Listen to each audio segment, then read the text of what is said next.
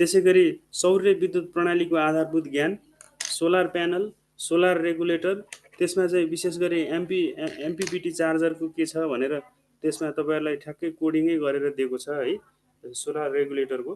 त्यसैगरी प्राइमरी र सेकेन्डरी सेलहरू त यो के अरे सबैतिर पढ्नै पर्ने विषय भयो, बेसिक कुरा भइहाल्यो। त्यसैले यसको सेलहरूको श्रेणीक्रम र समानान्तर जडान, प्यारलल र सिरिज कनेक्सन कसरी गर्ने भन्ने कुराहरू भयो। त्यसैगरी लिड एसिड, सिल्ड र लिथियम आयन ब्याट्रीहरूको बारेमा राख्दैछ। त्यसैगरी जेनेरेटर, मोटर सम्बन्धी आधारभूत ज्ञानहरू के छ, अब यो खास गरी पावर सिस्टमसँग रिलेटेड कुराहरूलाई चाहिँ यहाँ लिएर राखेको छ यो पावर सिस्टमको खण्डमा।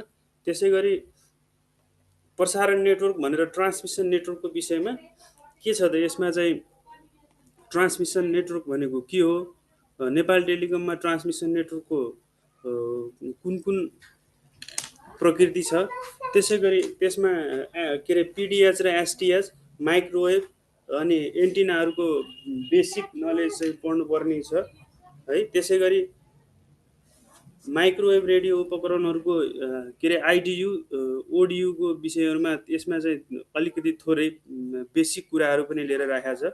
त्यसैगरी भिस्याटको क्यारेक्टरिस्टिक्स र सर्भिसहरू के हो यो पनि ट्रान्समिसन भित्रै लिएर राखेको छ है। त्यसैगरी ट्रान्समिसन नेटवर्कमा फ्रिक्वेन्टली आउने फल्टहरू र त्यसको रिमेडिज के छ भनेर राखेको छ। यसमा खास गरी योभन्दा अघिल्लो पटकको के अरे यो कोही सब्सक्राइबरलाई कोर नेटवर्कसँग जोड्ने जुन नेटवर्क छ त्यसलाई हामी के भन्छौँ त, एक्सेस नेटवर्क भन्छौँ है। यसमा के हुन्छ भने केबल, अप्टिकल फाइबर अथवा वायरलेस लिङ्क साथै नेटवर्क इलिमेन्ट्सहरू जस्तै राउटर, स्विच र एक्सेस पोइन्टहरू पनि पर्छन् यो भित्र है। यसले के गर्छ त भन्दाखेरि उपभोक्ता र कोर नेटवर्कसँग महत्त्वपूर्ण लिङ्क बनाउँछ। यसलाई वायर्ड र वायरलेस गरी दुई भागमा बाँड्न सकिन्छ। अब हामीलाई यहाँ के छ भन्दाखेरि एक्सेस नेटवर्कको पनि खास गरिकन यो वायर्ड नेटवर्कको बारेमा अध्ययन गर भनेको छ सिलेबसले। त्यो हुँदाखेरि यो वायर्ड एक्सेस नेटवर्क भने के हो त भन्दाखेरि सर्भिस प्रोभाइडर नेटवर्क र जो इन्ड युजर छ अथवा उपभोक्ता अथवा सब्सक्राइबर यसलाई कनेक्ट गर्न फिजिकल केबलहरू है, जस्तो कपर वायर अथवा कोएक्सियल केबल अथवा अप्टिकल फाइबर प्रयोग गरेर जुन नेटवर्क बनाइन्छ भने त्यसलाई के भनिन्छ त भन्दाखेरि वायर्ड एक्सेस नेटवर्क भनिन्छ है।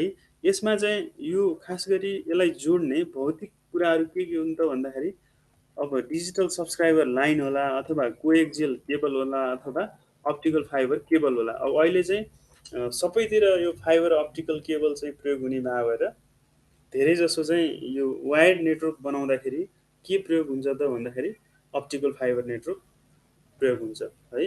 अब हामीलाई सिलेबसले ठ्याक्कै के सोधेको छ भन्दाखेरि यो कसरी दिने, निर्धारित समयभित्र कसरी प्रश्नको उत्तरहरू समापन गर्ने, लेख्ने विषयहरूमा के कुराहरूमा ध्यान दिने हैन। अब किनभने यो जाँचको तयारी गरिसकेपछि हामी सबैको यो उद्देश्य भनेको यो जाँचको क्र्याक गर्ने नै हुन्छ हैन।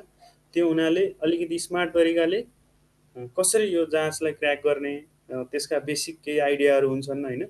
जाँच भन्ने बित्तिकै त्यसमा कस्तो भने अलिकति सैद्धान्तिक ज्ञान त हुनु नै पर्यो, बाँकी कलात्मक तरिकाले त्यसलाई कसरी फिनिसिङ गर्ने भन्ने के अरे आइडिया पनि हुनुपर्छ क्या है। त्यसमा युद्ध गर्न जाँदाखेरि युद्ध कलाभित्रको कुशलता हुन्छ नि, त्यस्तै खालको यो जाँच दिन जाने बेलामा पनि जाँचलाई कसरी क्र्याक गर्ने भन्ने कुशलता आवश्यक हुन्छ। सम्बन्धित कन्टेन्टको ज्ञान त हुनु पर्यो नै है। त्यसको अलावा यो जाँचलाई कसरी ट्याकल गर्ने अथवा अलिकति स्मार्ट तरिकाले कसरी क्र्याक गर्ने भन्ने विषयको पनि अलिकति कला हुन जरुरी हुन्छ हैन। त्यही भएर हामी त्यो विषयवस्तुलाई कसरी ट्याकल गर्ने भनेर प्रत्येक जुन कन्टेन्टको इन्डतिर हामी त्यही छलफल गर्छौँ र तपाईहरुलाई कसरी जाँचलाई चाहिँ सजिलो तरिकाले क्र्याक गर्न सकिन्छ यसका हरेक विषयवस्तुहरूलाई त्यहाँ हामी केलाएर गर्ने नै छौँ। त्यही भएर तपाईहरु त्यति धेरै चिन्तित हुनु पर्दैन। मात्रै के हुनु पर्यो भने तपाईहरु रेगुलर हुनु पर्यो, ध्यान दिएर क्लासमा बस्नु पर्यो र इन्टरेक्टिभ हुनु पर्यो। त्यति भइसके पछाडी त्यो हामी तपाईहरुलाई तयार पार्छौँ।